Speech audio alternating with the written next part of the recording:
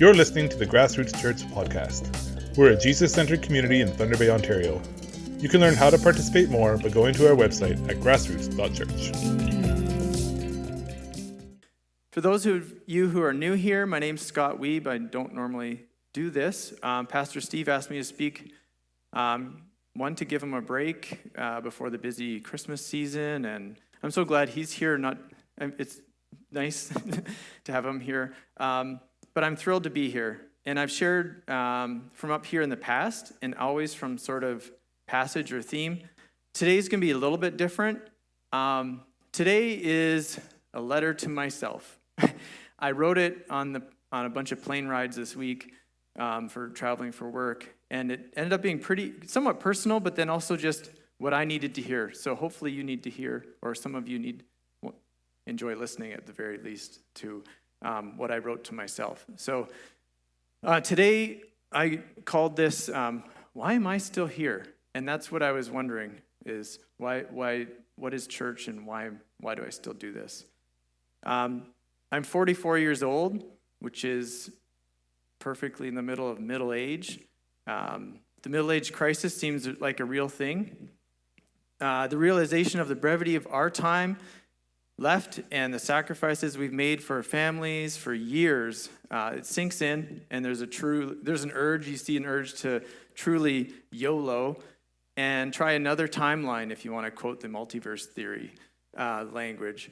Off with the old, a fresh start, a new life, a new you. And I can't judge this kind of lifestyle changes. There might be circumstances where this is exactly what's needed to move on from maybe a broken scenario. But the tame version of this midlife crisis is to double down on your hobbies. And this is a place I'm embracing pretty hard these days. Do I point here? Oh, one back. I own more shoes than the rest of my family combined.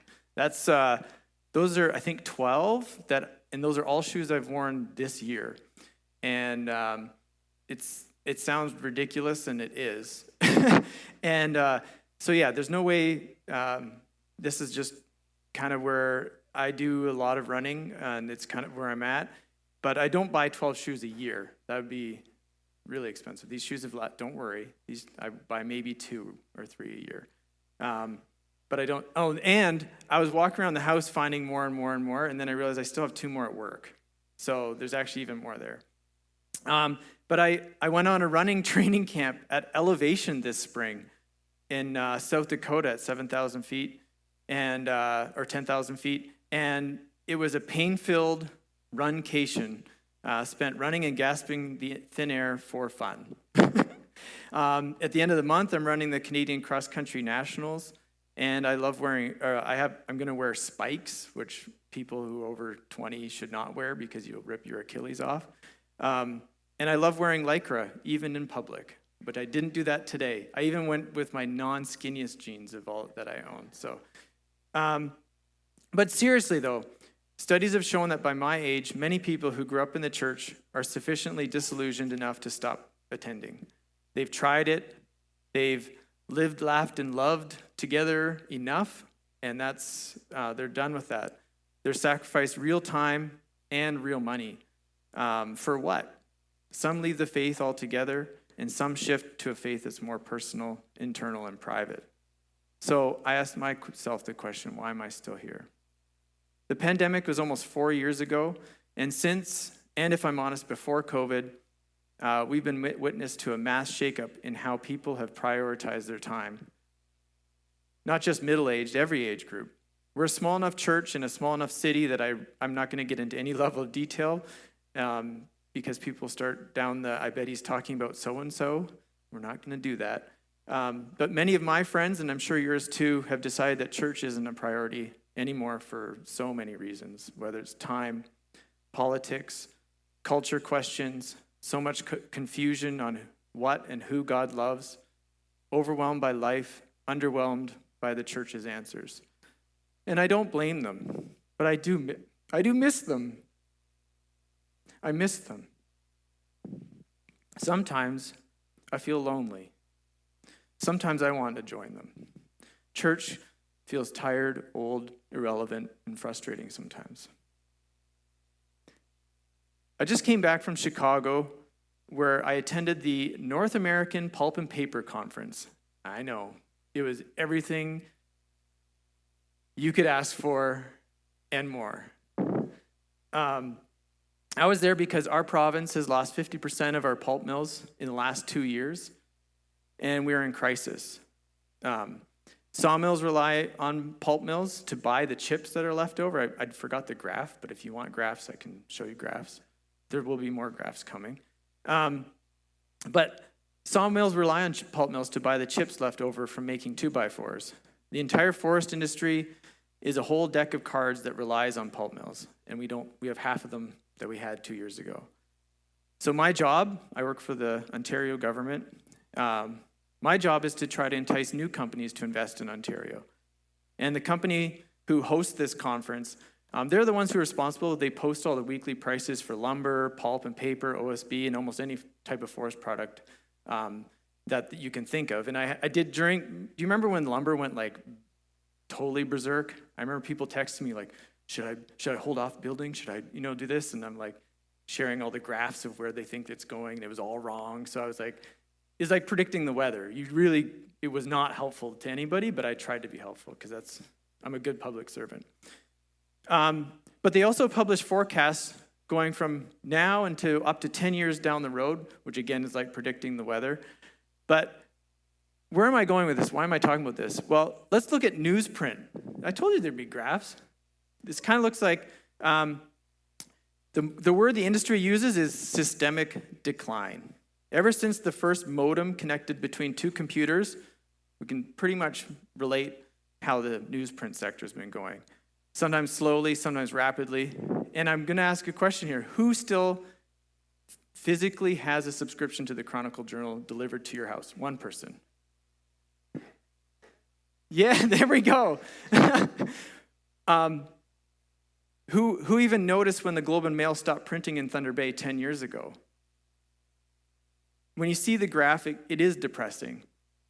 The New York Times, this is a little fact you can give people.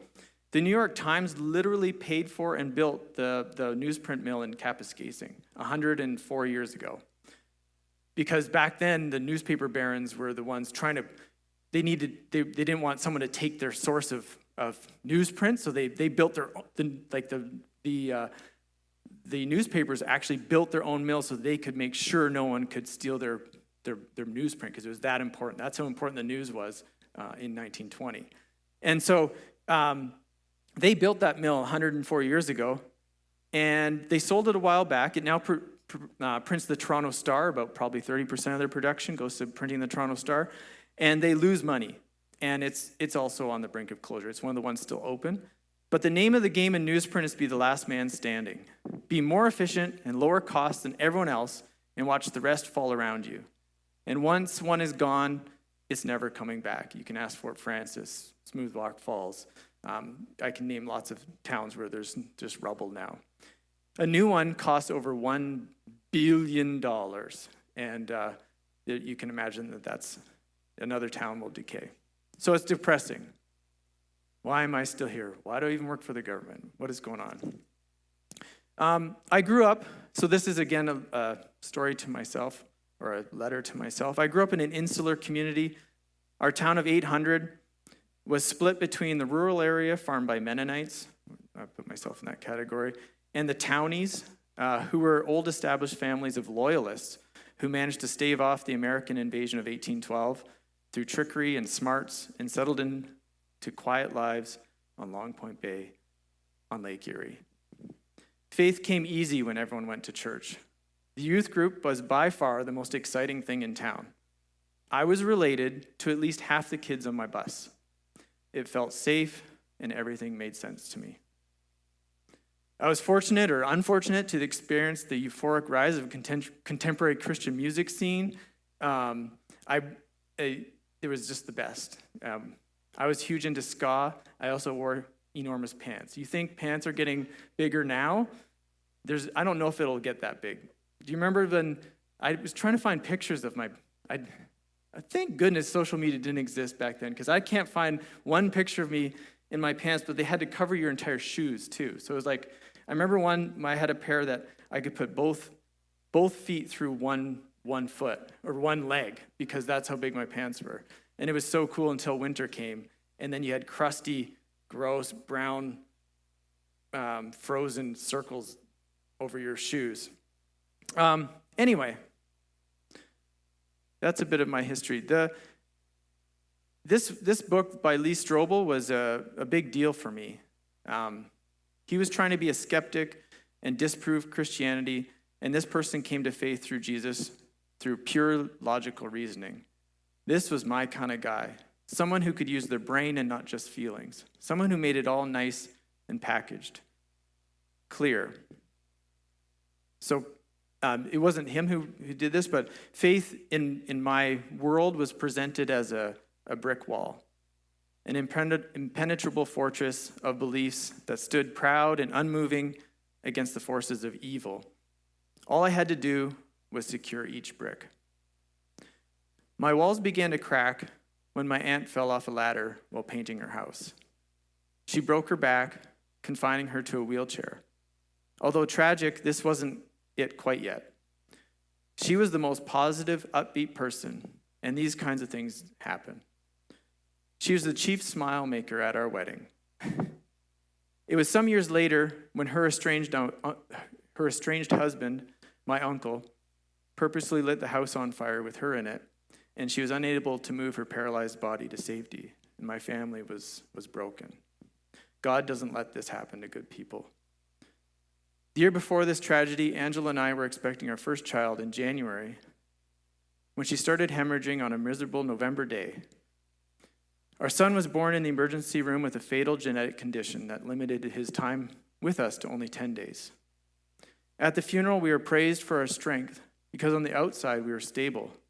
We were told that God has a higher purpose for this tragedy, that we were chosen to go through this because of our faith, and God will surely use this for good.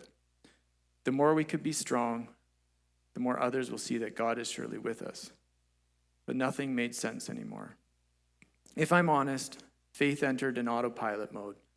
We didn't know anything else, so we stuck to the plan. And November is still the worst month, 20 years this year going. It's dark, it's gloomy, it's cold, and there's no snow. Fast forward through the years, Angela and I chose to have 3 more children, 2 biological and 1 adopted. The busyness of life changes us. The more we see more tragedy around us, around the world. We meet more people who don't fit our mold of who's in. Being a mom or a dad can be complicated. Applying the Bible to the scenarios around us is not as easy as we were taught.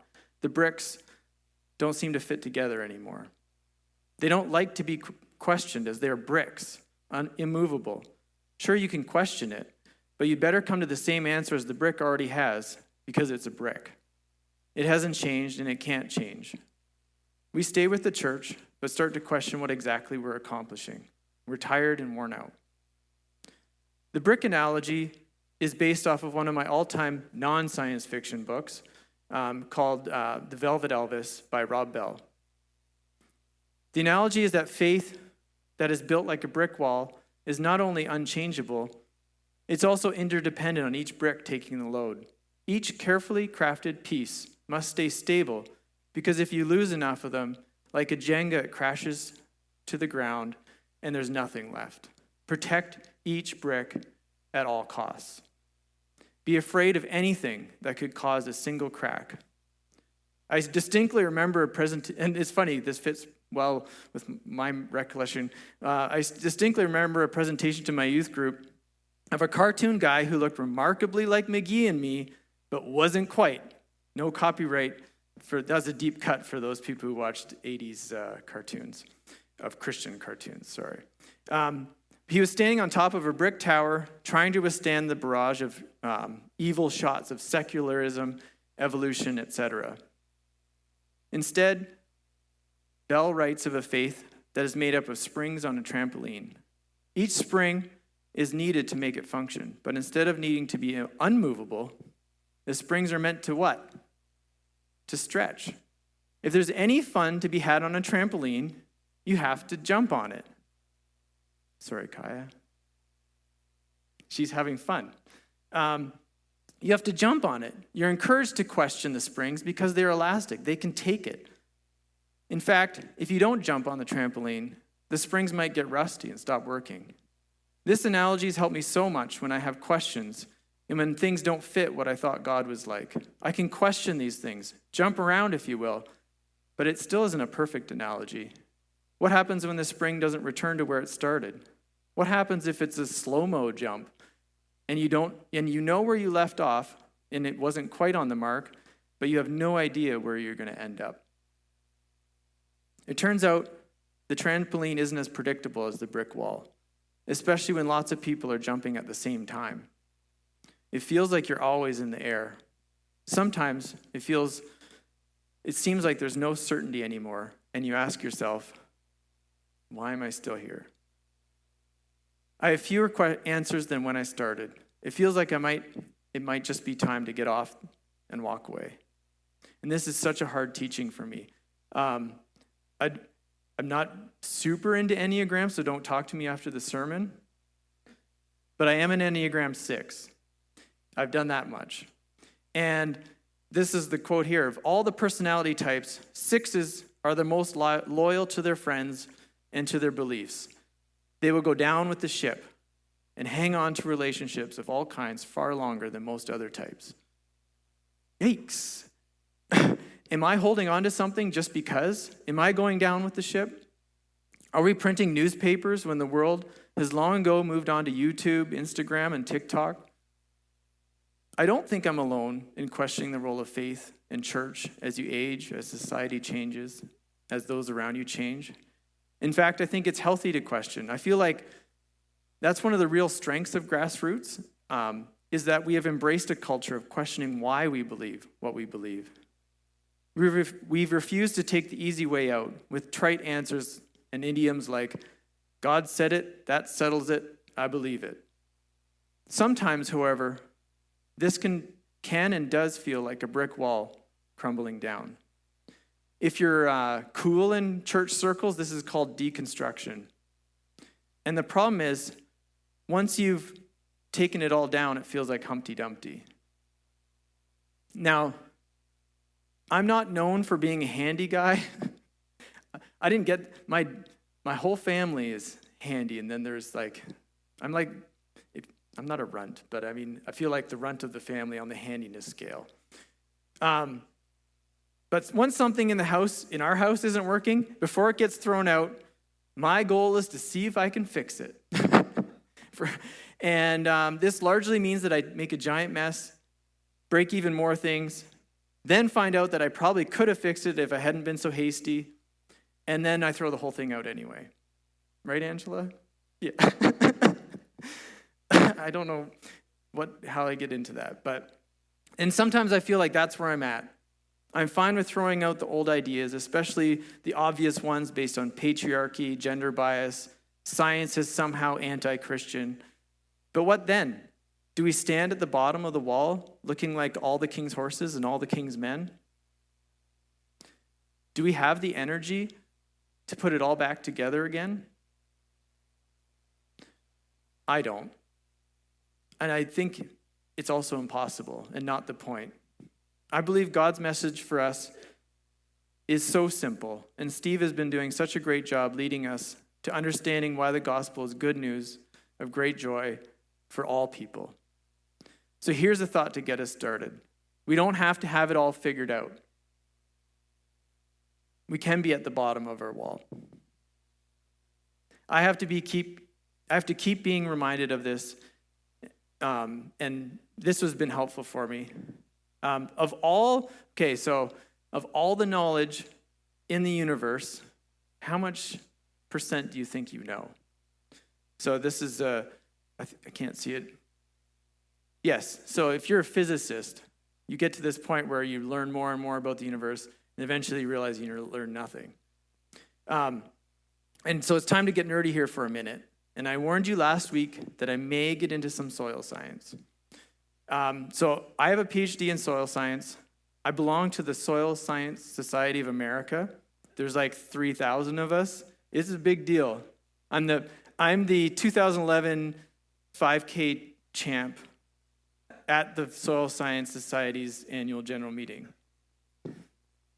We ran at 6 o'clock in the... Thank you, Carl. Thank you. I still have the t-shirt, and Ange wants me to throw it out because it smells so bad. But I love it. No, it needs more than a wash. It's been washed many, many, many times. So I've published 3 peer-reviewed articles in soil journals. Does that mean that I now know everything there is to know about soil? Hardly. In fact, the more I dug and dug, pun intended, yeah, thank you, the more I found out just how much I don't know. And I think this is relatable to any field, right? Like anything that you want to get into. I happen to be an expert on the smallest portion of soil science, and even after 5 years of study, I only added maybe 1 footnote to the very specific topic of the influence of coarse woody debris on soil carbon and nutrient pools 15 years after clear-cut harvesting in black spruce-dominated stands in northwestern Ontario. If you want to see my impact, you can go on the Web of Science. If you're a Lakehead student or a Lakehead alumni, you can still have access to this wonderful resource. And you can see, it's called the Web of Science because you can see who's cited whose papers, and it's truly this great web and that's how science works, right? Like you take, this is what somebody did, and that was one good idea. You're going to take that idea and move it into, you're going to incorporate that idea into what you're studying. And sorry if this is super boring, but 13 studies have cited my paper.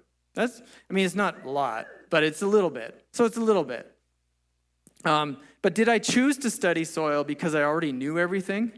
And that's like the most ridiculous question. I don't know anything. The only reason I went and did it was, one, I do like the environment and learning, but I also needed a job, and I wrote a scholarship and got it, and it happened to be in soil science. So like I didn't know what I doing, but that was the beauty of discovery. Only when you dive in deep do you realize that the pool never ends. There's only more and more and more. There's no way that you can ever understand how wide and how long and how high and how deep that soil profile is, which sounds vaguely familiar to Ephesians 3:18, which is, and I pray that you and all God's holy people will have the power to understand the greatness of Christ's love, how wide, how long, and how high and how deep that love is. Christ's love is greater than anyone can ever know, and I pray that you will be able to know that love. I hope you're following with, I love this so much. It's like, you can't know enough about God's love. You can't. It's more than you can ever understand. Does that help you get out of your own head? It really helped mine. God is far more gracious. His arms are far bigger, and his tent has far more people in it than we can imagine. So where does that leave us with the church? Why am I still here? The first answer is because I want to know love. I can't know love without others, and you can't give it, and you can't receive it alone. There's many passages on this, but I just chose this one. I may understand the secret things of God. This is 1 Corinthians, starting in 13, verse 2. I may understand all the secret things of God and have all knowledge, and I may have faith so great I can move mountains. But even with all these things, if I do not have love, then I am nothing. I may give away everything I have. I may even give my body as an offering to be burned. But I gain nothing if I do not have love. So the last time I talked about how the kingdom of God is like a mustard seed. And I think the main feedback that I get is everyone just remembers that I was really mad that they called mustard trees. And I was like, technically that's not true. You need lignin to make a tree and blah, blah, blah, blah. Anyway, thank you for remembering those things. Or maybe you don't remember exactly why. You just know that I get angry easily about misnaming tree things. So instead, the mustard tree is actually a weed, something that isn't glorious or significant, It isn't the cedars of Lebanon that are mentioned in the Old Testament that the kingdom of God's supposed to be like. But it is somehow what God is using for the birds to find refuge in.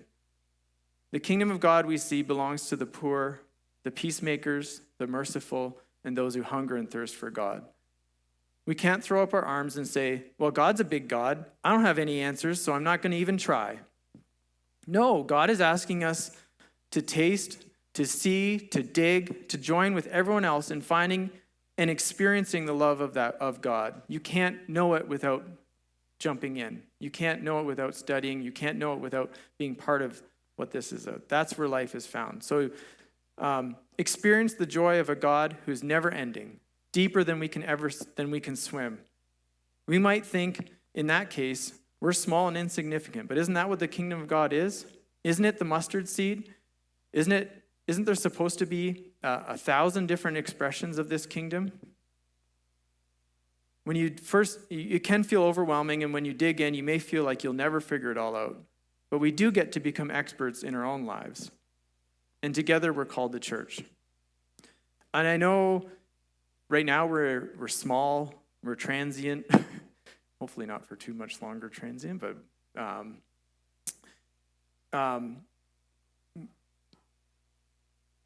it might feel like we're waiting for something, maybe. Or maybe you've gone through or going through a similar journey to mine. But let's not be quick to throw away all those experiences of the past and walk away. But we are being called right now to a cause much greater than our own selves and our own church. And I really believe that we're a new and unique expression of the kingdom. Both, I think, with the Jesus Collective that we're joining with and just some of the things that, not even last week, sorry, Steve, talking through the atonement things, like it's like, maybe I didn't need to know, maybe I had no idea, maybe I did know. There's so much to go through, and it's different. I think we have a unique thing that we're doing at Grassroots. And I'm excited to be with each of you as we grow on this path. And it's going to take real effort, real vision. But let's inspire each other this week to see the mystery and wonder of God in each other and in our world that is deeper, wider, higher than we can imagine. So I'm going to close with, I think this is a quote. Yeah. So this is, when I sent this, my notes to Angela to read, because I was away, and it's like, can you read through this? And she came up with Scott Searches for Sunday. And this is based because there's a book by Rachel Held Evans called Searching for Sunday. If this is something that, if what I'm saying here rings true with you, I highly recommend you read the book. It's far more, I'm glad I didn't try to read it too much and incorporate, because there's just so many more, it's more than one sermon's worth of speaking. This is just my thing, but it is so helpful if you're questioning and wanting to go through things. So this is one quote about where the church fits. The purpose of the church is to give the world a glimpse of the kingdom. When we put a kingdom spin on ordinary things, okay. On ordinary things, water, wine, leadership, marriage, friendship, feasting, sickness, forgiveness, we can see that they can be holy, that they can point us to something greater than ourselves, a fantastic mystery that brings meaning to everything. And even still, did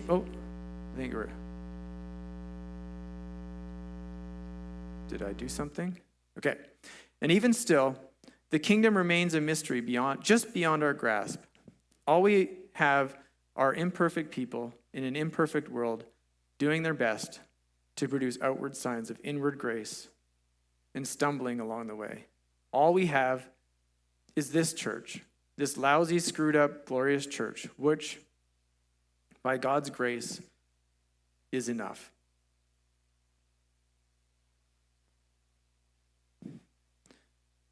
So to come full circle on the newspaper analogy, I know you were just holding on that. The story isn't as inspiring. As you saw from what I learned this past week, newsprint is not trending up, not now, probably not ever. However, in the airport on my way home, I was on a call with a group that is trying to use that same fiber and that same mill. Keep this amongst yourselves; it's still confidential. To make sustainable aviation fuel for Air Canada. they can't land in Europe without having some sort of sustainable fuel in their tank. And so they're looking to Ontario Mills to provide that solution. It was pretty awesome to be on a call like that. In its early days, but there's hope on the horizon for that one. So sometimes I try to do my job. Not that I have anything to do with it. But take that how you will. We're not trying to be trendy at Grassroots, but we are trying to be the three things that we're kind of founded on: to be relevant, to be authentic and simple. So I really hope that you can join us, keep with us on this journey. And with that, I'll call the band up. And thank you for listening to me as I read a letter to myself.